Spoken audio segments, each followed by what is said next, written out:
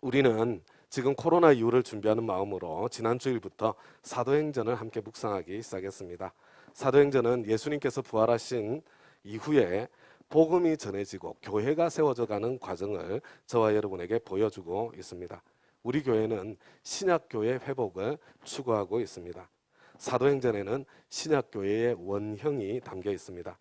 그러므로 우리가 회복해야 할 신약교회의 원형이 무엇인지 우리가 사도행전을 함께 묵상하면서 함께 그 모습을 찾아갈 수 있기를, 우리는 얼마나 신약교회에 가까운지 그것을 함께 점검해보는 그런 소중한 계기가 될 수 있기를 바랍니다. 여러분, 부활하신 예수님께서 세상에 며칠을 더 계셨습니까? 기억나세요? 40일입니다. 여러분, 그 40일 동안 예수님께서는 무엇을 하셨습니까? 여러분, 이 40일 동안 예수님께서 제자들과 함께 계셨나요? 그렇지 않습니다. 성경은 제자들에게 여러 번 나타나셨다, 이렇게 전해주고 있습니다. 우리 다 같이 사도행전 1장 1절부터 3절까지 말씀 지난주에 읽었지만 다시 한번 볼 텐데요. 제가 1, 2절을 읽어드리고 여러분은 다음 페이지 3절을 읽어주시기 바랍니다. 데오빌로님, 나는 첫 번째 책에서 예수께서 행하시고 가르치신 모든 일을 다루었습니다. 거기에 나는 예수께서 활동을 시작하신 때로부터 그가 택하신 사도들에게 성령을 통하여 지시를 내리시고 하늘로 올라가신 날까지 하신 모든 일을 기록했습니다.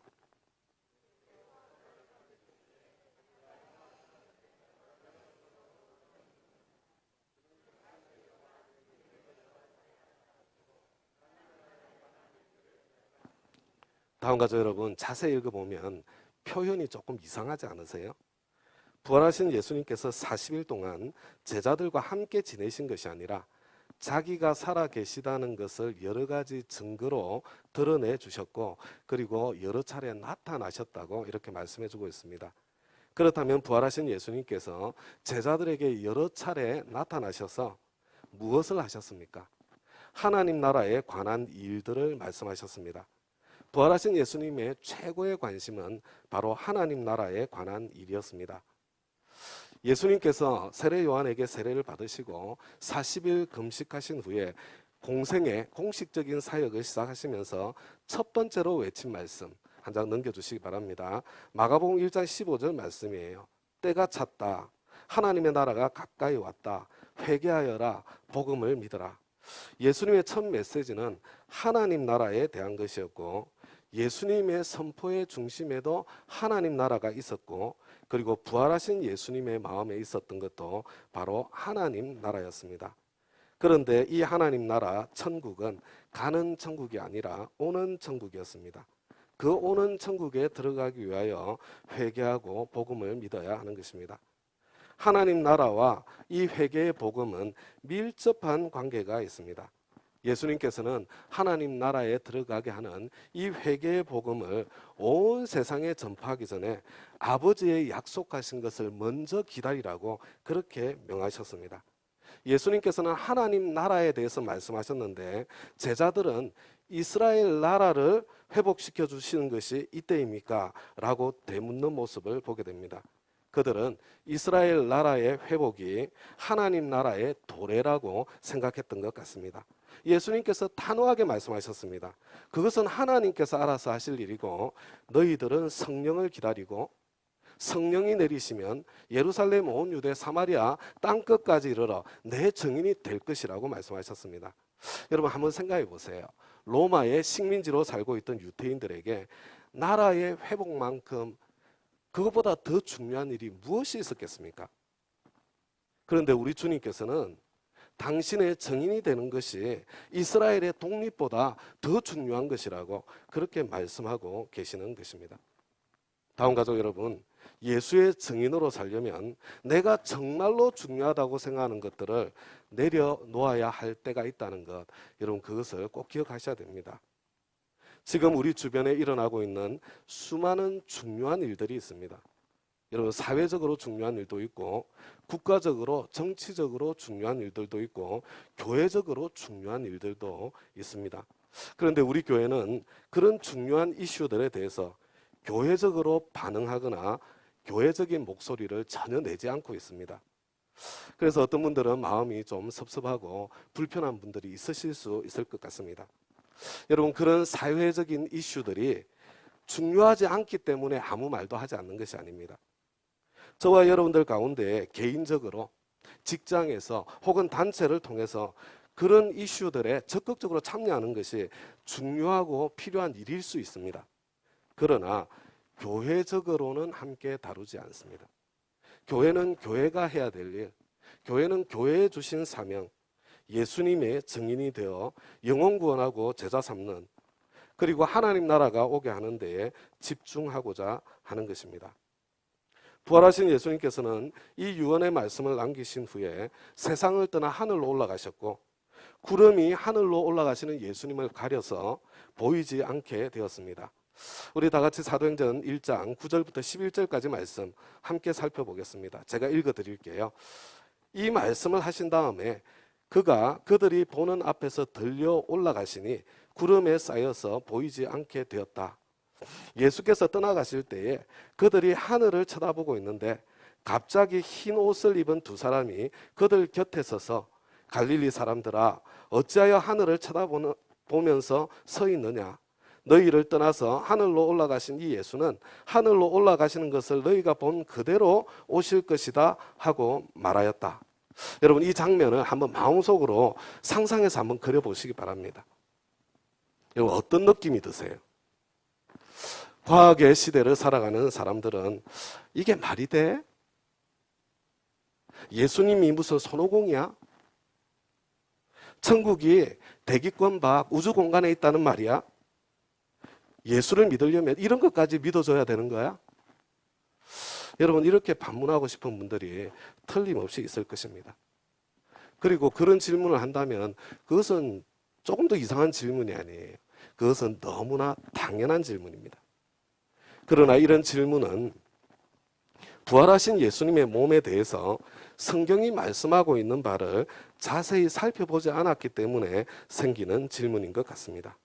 다음 가족 여러분, 한번 생각해 보세요. 성경은 예수님을 부활의 첫 열매라고 저와 여러분에게 말씀해 주십니다. 그런데 저와 여러분이 성경을 읽다 보면 예수님 부활하시기 전에 죽었던 나사로가 먼저 살아납니다.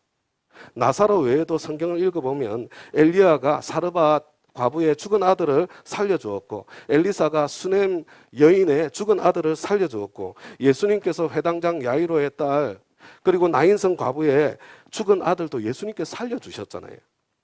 그렇다면 예수님께서 어떻게 부활의 첫 열매가 될 수 있습니까? 그러므로 십자가 지셨던 예수님의 부활과 이 사람들의 부활은 다른 거예요. 예수님의 부활은 저와 여러분이 생각하는 나사로의 부활과 같은 그런 부활이 아닙니다. 죽었다 다시 살아난 사르밧 과부의 아들, 수넴 여인의 아들, 회당장 야이로의 딸, 나인성 과부의 아들, 그리고 나사로는 지금 어디에 있을까요? 여러분, 그들은요, 몇 년 후에 다시 죽어서 무덤에 묻혀 있습니다. 예수님의 부활은 그런 부활이 아니에요. 그래서 부활하신 예수님께서 40일 동안 제자들과 함께 지내신 것이 아니라 자기가 살아계심을 여러 가지 증거로 드러내 주셨고, 그리고 또 여러 차례 나타나셨던 겁니다. 성경에는 부활하신 예수님께서 제자들에게 나타나신 몇 번의 사건을 저와 여러분에게 소개해 주고 있습니다.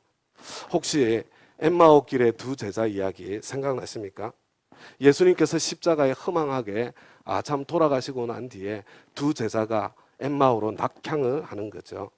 그런데 그 엠마오로 내려가는 길에 갑자기 부활하신 예수님께서 나타나십니다. 그들과 동행하며 이야기를 나누십니다.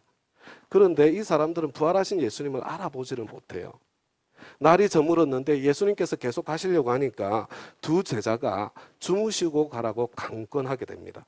그래서 어떤 일이 펼쳐집니까? 누가복음 24장 29절에서 31절까지 말씀 제가 읽어 드릴 테니까 여러분은 장면을 그려보세요. 그러자 그들은 예수를 만류하여 말하였다. 저녁때가 되고 날이 이미 저물었으니 우리 집에 묵으십시오. 예수께서 그들의 집에 묵으려고 들어가셨다. 그리고 그들과 함께 음식을 잡수시려고 앉으셨을 때에 예수께서 빵을 들어서 축복하시고 떼어서 그들에게 주셨다. 그제서야 그들의 눈이 열려 예수를 알아보았다. 그러나 한순간에 예수께서는 그들에게서 사라지셨다. 만약 예수님께서 마지막 유월절 만찬을 나누실 때처럼 빵을 들어서 축복 기도를 하시고 찢어서 나누어 줄 때에 여러분 그때 눈이 열려서 이분이 예수님이구나. 지난 3년 동안 늘 함께 하시던 분이잖아요. 근데 옆에 걷는 예수님을 못 알아봐요. 근데 이 성찬식처럼 빵을 찢어서 나눠줄 때 이분이 예수님이구나 깨달았는데 그 순간 뿅 하고 사라져 버린 거예요. 여러분 이 부활하신 예수님의 몸은 저와 여러분이 일반적으로 생각하는 그런 몸이 아니에요. 엠마오 두 제자가 그 길로 예루살렘으로 되돌아가서 예수님의 부활 소식을 알립니다. 그러나 제자들은 그것을 도무지 믿지를 못합니다. 어떻게 그걸 믿을 수 있겠어요? 그래서 어떤 일이 생깁니까? 누가복음 24장 36절부터 43절까지 제가 계속해서 읽어드리겠습니다. 여러분 눈으로 따라오시면서 장면을 그려보세요. 그들이 이런 이야기를 하고 있을 때에 예수께서 몸소 그들 가운데 들어서서 말씀하셨다. 너희에게 평화가 있으라. 그들은 놀라고 무서움에 사로잡혀서 유령을 보고 있는 줄로 생각하였다. 예수께서는 그들에게 말씀하셨다. 어찌하여 너희는 당황하느냐? 어찌하여 마음에 의심을 품느냐? 내 손과 내 발을 보아라. 바로 나다. 나를 만져보아라. 유령은 살과 뼈가 없지만 너희가 보다시피 나는 살과 뼈가 있다. 이렇게 말씀하시고서 그는 손과 발을 그들에게 보이셨다. 그들은 너무 기뻐서 아직도 믿지 못하고 놀라워하고 있는데 예수께서 그들에게 말씀하셨다. 여기에 먹을 것이 좀 있느냐? 그래서 그들이 예수께 구운 물고기 한 토막을 드렸다. 예수께서 받아서 그들 앞에서 잡수셨다. 여러분 제가 생각하기에 요한복음 20장 19절 20절 같은 사건을 설명해 주고 있는 말씀 같습니다.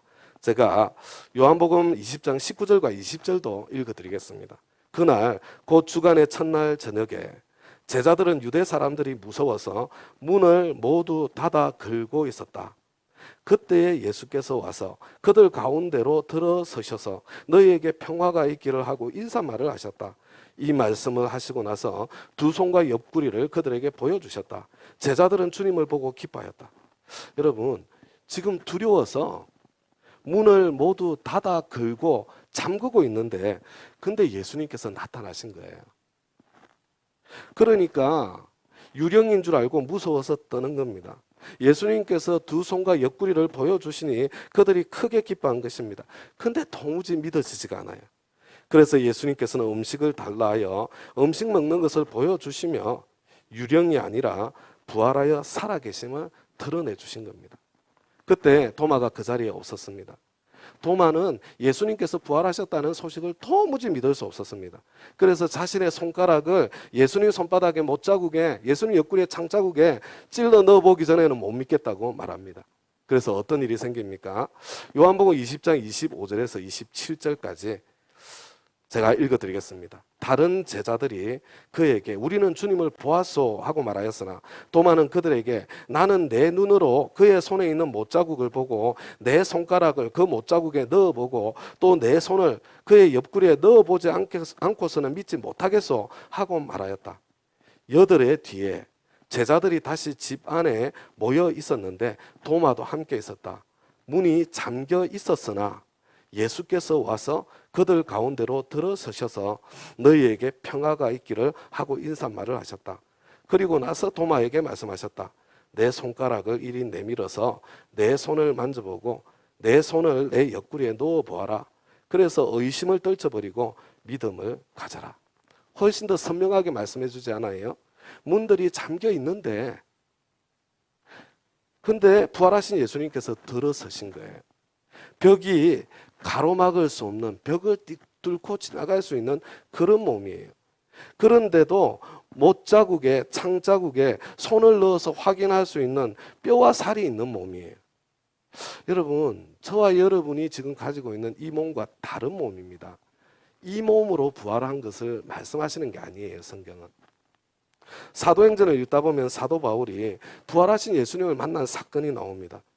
예수님 승천하시고 난 뒤에 한참 뒤에 만나요. 부활하신 예수님의 몸은 저와 여러분 같은 이런 몸이 아니에요. 저와 여러분은 이런 몸으로 부활하게 되는 게 아닙니다. 저와 여러분이 이해할 수는 없지만 갑자기 나타날 수도 있고 갑자기 사라질 수도 있고 벽을 뚫고 지나갈 수도 있고 여러분 그런 몸이에요. 그렇기 때문에 이 몸이 하늘로도 올라갈 수 있는 몸이에요. 그래서 사도 바울은 고린도전서 15장 부활장에서 부활하신 예수님의 몸에 대해서 그리고 저와 여러분이 부활 때에 저와 여러분이 받게 될 그 몸에 대해서 설명을 하죠. 씨앗을 심으면 그 씨앗은 썩어서 죽는데 그 씨앗과 전혀 다른 모습의 채소가 나오든지 나무가 나오든지 여러분 그것에 비유해서 다음과 같이 설명을 해줍니다. 고린도전서 15장 42절부터 44절까지의 말씀입니다. 다 같이 한번 읽어볼게요. 시작. 죽은 사람들의 부활도 이와 같습니다. 썩을 것으로 심는데 썩지 않을 것으로 살아납니다. 비천한 것으로 심는데 영광스러운 것으로 살아납니다. 약한 것으로 심는데 강한 것으로 살아납니다. 자연적인 몸으로 심는데 신령한 몸으로 살아납니다. 자연적인 몸이 있으면 신령한 몸도 있습니다. 여러분 부활의 첫 열매이신 예수님은 나사로처럼 일시적으로 썩을 몸, 비천한 몸, 약한 몸, 자연적인 몸으로 이전에 있던 그 몸으로 부활하신 것이 아니라 썩지 않는 몸, 영광스러운 몸, 강한 몸, 신령한 몸으로 부활하신 거고요. 그리고 그 이후로 지금도 생생하게 살아계신 것입니다.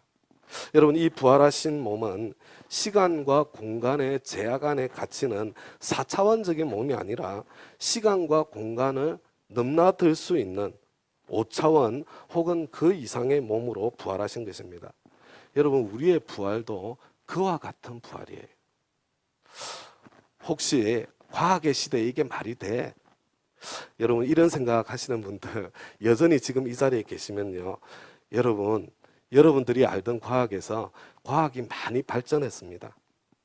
여러분 좀 차원에 관한 책들 한번 찾아서 읽어보시면 아마 제가 생각하기에 조금 더 도움이 되지 않을까 그런 생각을 하게 됩니다. 다음 가족 여러분, 새로운 삶에서 공부하는 것처럼 성경에는 여러 종류의 하늘이 존재합니다. 단수의 하늘이 아니라 성경에서는 하늘들로 복수의 하늘입니다. 여러분 먼저 저와 여러분이 고개를 들면 보이는 눈에 보이는 저 하늘이 있습니다. 누구나 알고 있는 하늘이죠. 부활하신 예수님의 몸은 여러분 그 하늘로 들려 올려져서 구름에 가려질 수 있어요. 그러나 그것은 구름 위, 대기권 밖, 우주에 하나님께서 계시는 그 하늘이 있다는 것, 대기권 너머에 예수님 계시는 곳이 있다는 것을 의미하는 것이 아니에요. 성경은 공중이라는 또 다른 하늘을 말씀합니다. 여러분 공중의 권세 잡은 자가 누구예요? 사탄 마귀입니다. 그런데 도대체 그 공중은 그 하늘은 어디에 있을까요? 눈에 보이는 저 하늘 넘어 대기권 밖 우주에 있는 것일까요? 아니에요. 다음 가족 여러분, 이 공중이라는 것은 어디에나 있습니다. 사실은 지금 여기에 있습니다. 저는 과거에 이게 도무지 이해가 되지 않았습니다. 그런데 이 차원에 대한 이야기, 숨겨진 차원에 대한 개념을 이해하면서 공중이 그런 것이로구나 어느 정도 이해하게 되었습니다. 평면이 2차원이고 공간이 3차원입니다. 시간의 세계가 4차원의 세계입니다. 여러분 이 영의 세계는 시간을 초월하는 5차원의 세계일지 6차원의 세계일지 몇 차원의 세계일지 모르는 세계예요. 평면이라는 2차원에서 활동하는 개미는 3차원이라는 공간의 세계가 이미 공존하고 있음에도 불구하고 그 세계에서 활동하고 있는 인간의 활동을 제대로 볼 수도 없고 제대로 이해할 수도 없는 것입니다. 여러분 공간이라는 3차원의 세계를 날아다니는 하루살이는 순간의 존재이기 때문에 10년, 20년 시간이 흐르는 4차원의 세계가 이미 공존하고 있음에도 불구하고 그 안에 자기가 살고 있음에도 불구하고 그 세계를 결코 제대로 이해할 수 없는 것입니다. 저와 여러분은 4차원의 세계 아래서 살고 있는데 공중이라는 5차원일지 6차원일지 모르는 영의 세계가 지금 1차원, 2차원, 3차원, 4차원 안에 이미 여기에 영의 세계가 공존하고 있습니다. 그리고 저와 여러분의 인생에 지대한 영향을 끼치고 있는 것이 사실임에도 불구하고 확인하려면 얼마든지 확인하죠. 여러분, 이 강신무들, 신내리 무당들 만나보면요, 금방 눈에 보입니다. 근데 공존하고 있음에도 불구하고 저와 여러분은 4차원의 존재이기 때문에 그 세계를 볼 수도 없고 이해할 수도 없는 것입니다. 그리고 그 공중의 권세 잡은 자 마귀가 지배하고 있는 그 하늘보다 더 높은 차원의 하늘이 있습니다. 바로 거기가 하나님께서 계시는, 하나님께서 활동하시는 하늘입니다. 여러분, 그 하늘 또한 지금 저와 여러분과 공존하고 있어요. 공중과도 공존하고 있습니다. 그러나 저와 여러분도 마귀도 하나님의 하늘을 볼 수도 없고 이해할 수도 없습니다. 더 높은 차원이고 숨겨진 차원이기 때문에 그렇습니다. 오직 하나님께서 당신 자신을 우리에게 보여주실 때만 그것을 계시라고 말합니다. 하나님께서 계시해 주실 때에만, 여러분, 공중이라는 하늘의 존재인 마귀도요, 하나님께서 계시해서 보여주실 때만 하나님의 세계로 들어갈 수 있어요. 저와 여러분도 마찬가지입니다. 이 세상 4차원의 하늘 아래 존재하는 저와 여러분도 하나님께서 계시해 주실 때만 하나님을 만나고 경험할 수 있는 것입니다. 다음 가족 여러분, 우리 주님께서 승천하실 때에 차원이 다른 하나님 세계 하늘로 가신 것입니다. 그러나 인간은 도무지 그것을 이해할 수 없기 때문에 사실은 그 길을 넘나들며 계신 거예요. 부활하신 주님께서. 근데 인간은 그것을 도무지 이해할 수 없기 때문에 부활하신 예수님께서 하나님 계신 그 하늘로 돌아가실 때에 그냥 우리가 눈에 보이는 이 하늘에 들려 올라가시는 모습을 보여주심으로써 다시 오실 주님을 좀 구체적으로, 현실적으로, 실제적으로 기다리며 살 수 있도록 저와 여러분의 연약함을 배려해 주신 것이라고 저는 그렇게 이해를 하고 있습니다. 그럼 제가 이해하는 방식이에요.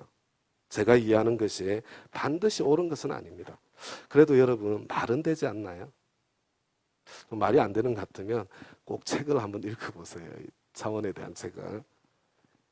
예수님 승천 후 남겨진 교회는 예수님의 유언의 말씀대로 기쁨으로 찬양하며 예배하며 기도하며 약속하신 성령님을 기다립니다.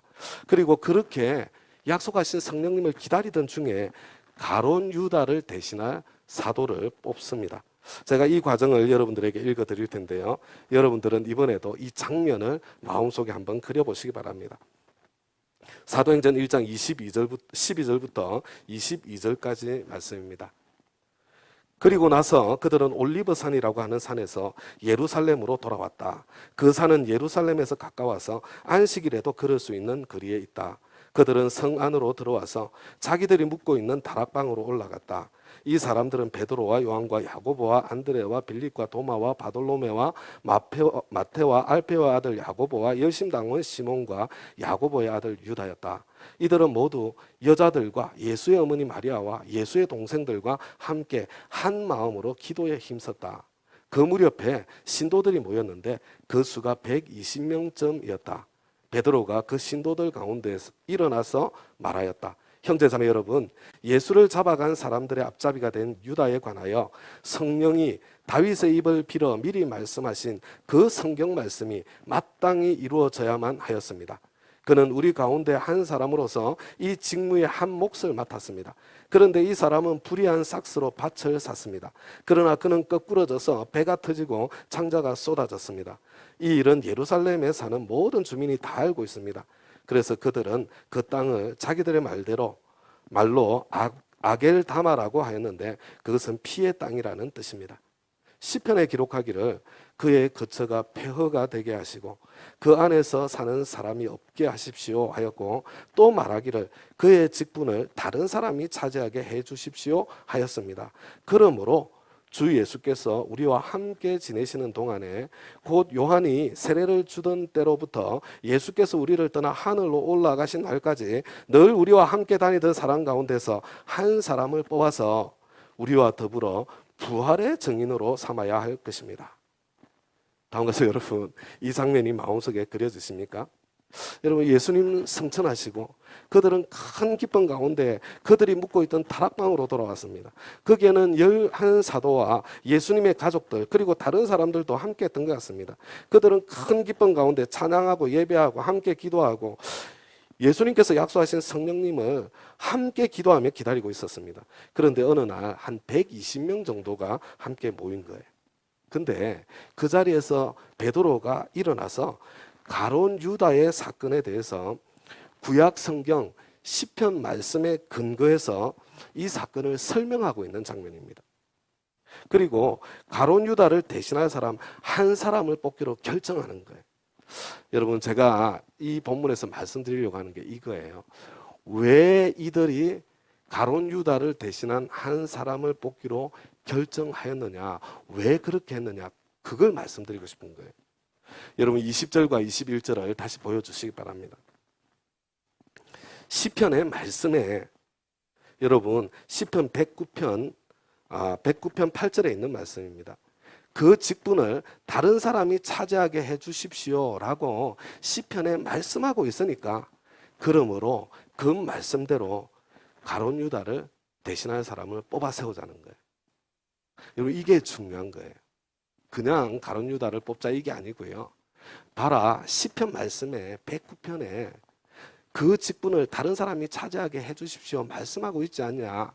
그러니까 말씀대로 우리가 가룟 유다를 대신할 사람을 뽑아 세우자. 여러분, 지금 펼쳐지고 있는 이 모습은 하나님의 말씀에 순종하려는 그 공동체의 노력이었습니다. 예수님께서 남기신 첫 신약교회는 그 출발부터 말씀대로 살아보려고 노력하는 교회였습니다.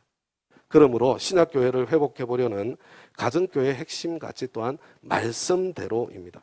성경이 그렇다면 그런 줄 알고, 아니라고 하면 아닌 줄 알고, 성경이 하라고 하면 하고 하지 말라고 하면 안 하는 그런 교회가 되고자 하는 것이, 여러분, 가정교회 형식을 지키자는 게 아니에요. 말씀대로 살아보자는 것이 우리가 하려는 것입니다. 그들은 성경대로 가룟 유다의 직분을 차지할 다른 사람을 뽑습니다. 근데 내용을 한번 잘 보세요. 어떤 사람을 뽑습니까? 어떻게 뽑습니까? 여러분, 지금 베드로는요, 그 새로운 한 사람을 뽑을 기준을 제시하고, 그리고 함께한 성도들은 거기에 동의를 하는 거예요. 한 장 넘겨서 22절 말씀 한번 보세요. 요한이 세례를 주던 때로부터 예수께서 우리를 떠나 하늘로 올라가신 날까지 늘 우리와 함께 다니던 사람 가운데서 한 사람. 근데 여러분, 이 기준은 어디서 나왔어요? 여러분, 이 기준이 성경에 나와 있습니까? 여러분, 이 당시에는 신약 성경이 없어요. 구약 성경밖에 없잖아요. 여러분, 이 기준은 성경에 나와 있던 게 아니에요. 여러분, 이 기준은 그들이 정한 기준입니다. 그들 모두가 수긍할 만한 합리적인 기준이었죠. 12사도의 직분은 정인의 직분인데, 특별히 부활의 정인이 되어야 하는데, 진정한 정인이 되려면 예수님께서 공식적으로 사역을 시작한 때부터, 그래서 세례 요한으로부터 세례받은 때죠. 그 다음에 예수님께서 부활 승천하실 때까지 늘 함께하면서 그 모든 것을 목격한 사람이라야 마땅하지 않겠습니까? 다음과 같이 여러분, 성경대로 살아가는 삶에 우리의 지성이나 이성이나 경험이 무시되는 것이 아니에요. 성경은 방향을 제시합니다. 구체적인 방법을 찾을 때는 우리의 지성과 경험을 사용해야 되는 거예요. 다 같이 오늘 마지막으로 사도행전 1장 23절부터 26절까지를 같이 제가 읽어드리도록 할게요. 그리하여 그들은 바사바라고도 하고 유스도라고도 하는 요셉과 마띠아 두 사람을 앞에 세우고서 기도하여 아뢰었다.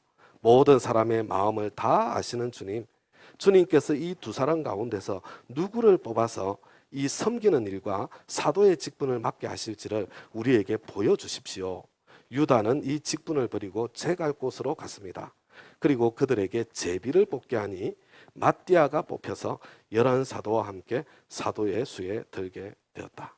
여러분, 아까 합리적으로 만든 이 기준에 해당되는 사람이 몇 명이었을까요? 몇 명이었을는지 모르겠습니다. 숫자가 아주 많지는 않았을 것입니다. 여러분, 첫 신약교회는 그 기준에 부합하는 후보들 가운데 두 사람을 뽑아서 앞에 세웠습니다. 그리고 하나님께 기도한 후에 제비를 뽑아서 최종 한 명 마띠아를 뽑아 12사도의 수에 들게 한 것입니다. 여러분, 예를 들면요, 우리 대통령이 중요한 사람을 임명할 때도 두 사람의 후보를 뽑아서 대통령에게 올리지 않습니까? 그러면 대통령이 그 중에 한 사람을 선택해서 임명을 하게 되지요. 왜 그렇게 해요? 대통령의 선택권, 대통령의 임명권을 존중하는 과정입니다. 예수님 부활 승천하신 후 처음 교회가 가룟 유다의 직분을 대신할 사람을 뽑을 때 첫 번째요, 그들은 성경을 묵상하고 있었고 그들이 처한 상황을 성경 말씀의 기초에서 이해하기를 원했고 성경 말씀대로 순종하기 위해서 직분자를 뽑기로 결정한 거예요. 이게 1번입니다. 1번. 그들은 성경을 붙잡고 성경으로 상황을 이해하고 그 성경에 순종해서 뽑기로 결정한 거예요. 둘째로 그들은 그것을 실행할 합리적인 기준을 그들이 함께 세운 거예요. 그리고 세 번째로 최종적으로는 기도와 제비 뽑기를 통하여 하나님의 주권을 인정해 드렸습니다. 이번에 우리 이제 사기당회가 구성된 지 1년이 다 돼 가나요? 1년은 아니죠. 한 반년 정도 되어 가는데, 자, 우리 교회도 비슷한 일이 있었습니다. 우리 교회 정관을 따라 제3기 당회에서 제4기 당회는 9명으로 구성하되 6명은 새로 뽑고 3명은 제1기와 2기 6분의 장로님 가운데서 뽑기로 그렇게 결의를 했습니다. 그리고 1기, 2기 장로님 6분들에게 서로 합의해가지고 3명을 뽑아주시면 총목자 모임에서 추인을 하고 그 다음에 공동의회 3분의 2 찬성을 통해서 심의하는 것으로 이렇게 확정하는 것으로 말씀을 드렸습니다.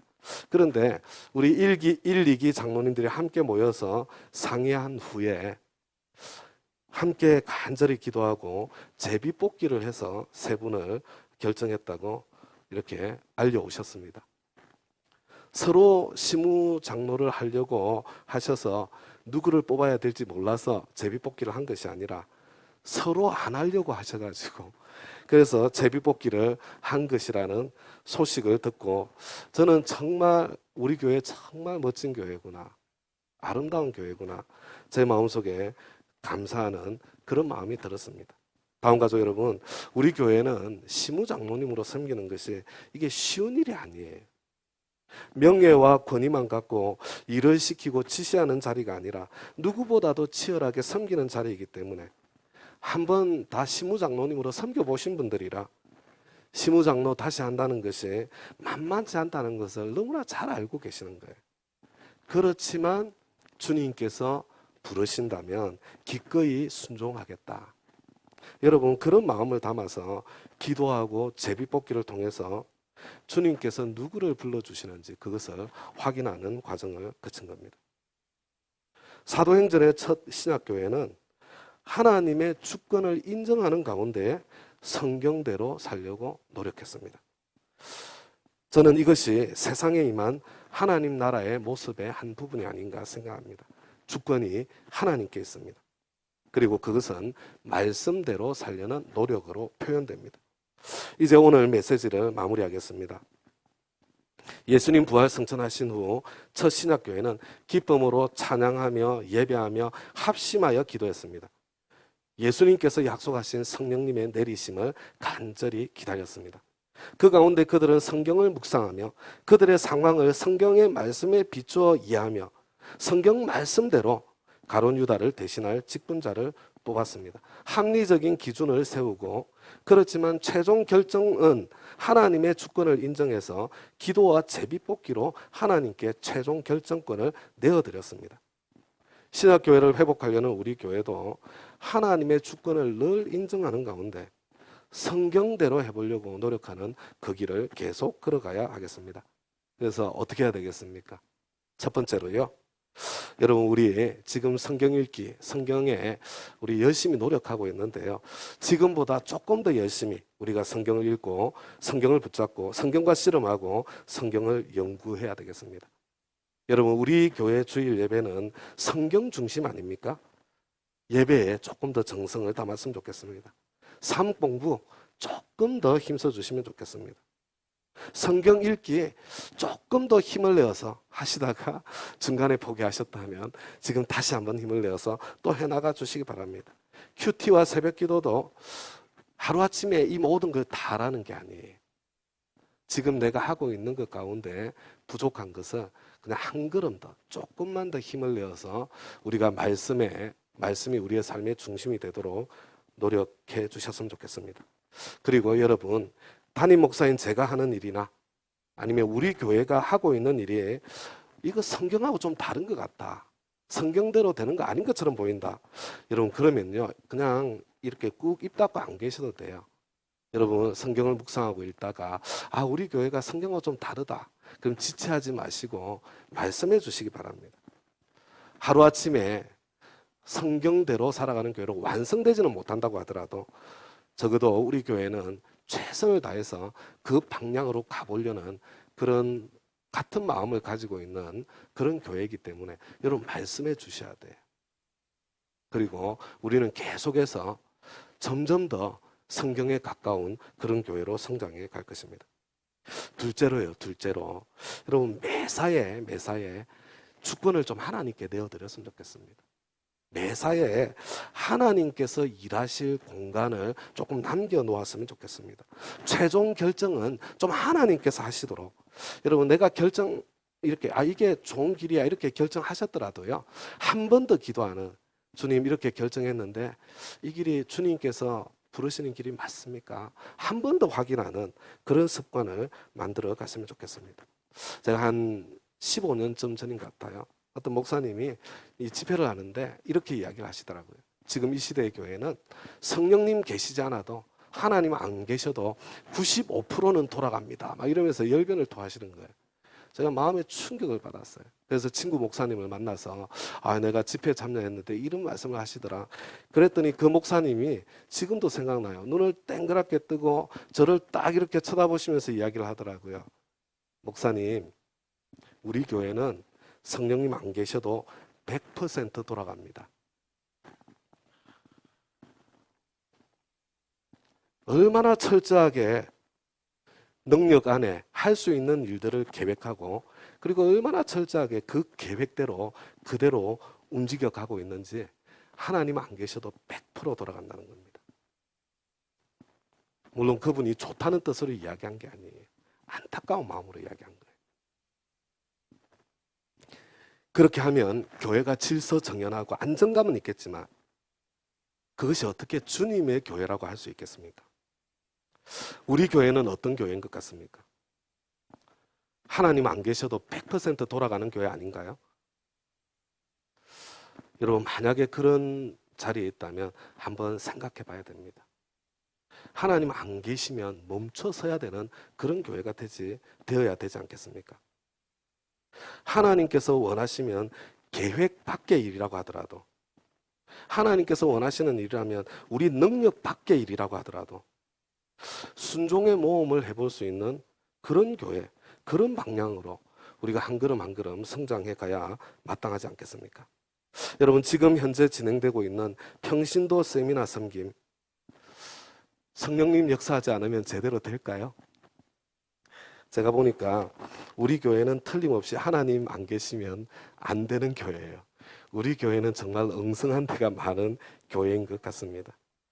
그래서 우리에게는 하나님의 역사가 절대적으로 필요합니다. 저는 이게 나쁜 뜻으로 이야기하는 게 아니에요. 저는 이 엉성함에 파워가 있고 힘이 있다고 생각하는 거예요. 성령님의 지휘를 따라 저와 여러분 각자가 순종할 때 주권자이신 하나님께서 일하시는 그런 아름다운 평신도 세미나가 펼쳐지고, 세미나 참가자님들이 성경대로 영혼 구원하고 제자 삼는 데 초점을 맞춘 신약교회를 회복해 보려는 근신의 마음을 갖게 될 것이라고 그렇게 확신합니다. 그리고 다음에 우리 교회가 만약에 정관을 개정한다면 우리 직분자 선출의 과정에서도요, 최종 결정은 기도한 후에 제비뽑기를 통해서 하는 것도 괜찮겠다. 물론 여러 가지 많은 생각들이 있겠지만 본질은요, 제비뽑기가 아니에요. 우리가 이것을 해나갈 때 하나님의 주권, 하나님의 선택권을 어떻게 존중해 드릴 것인가, 그것을 좀 포함하고 담을 수 있기를 기대합니다. 그리고 셋째로 지난주 말씀을 통해 함께 나눈 대로 예수님 증인 되려고 노력하지 마시고요. 내가 예수님 증인 되게 만들어 주시는 성령님이 나에게 내리시도록, 우리에게 내리시도록 우리가 힘써서 노력해야 될 것은 기쁨으로 찬양하며 예배하며 성령님 내리시기를 기다리며 함께 기도하기를 힘쓰는 것이라는 것. 여러분 그것을 잊지 마시고 우리가 조금 더 기도에 힘을 낼 수 있기를 부탁드립니다. 이제 우리 다 함께 자리에서 일어나셔서 신약교회를 회복해보고 싶은 우리의 마음을 담아서 이 땅 위에 하나님의 교회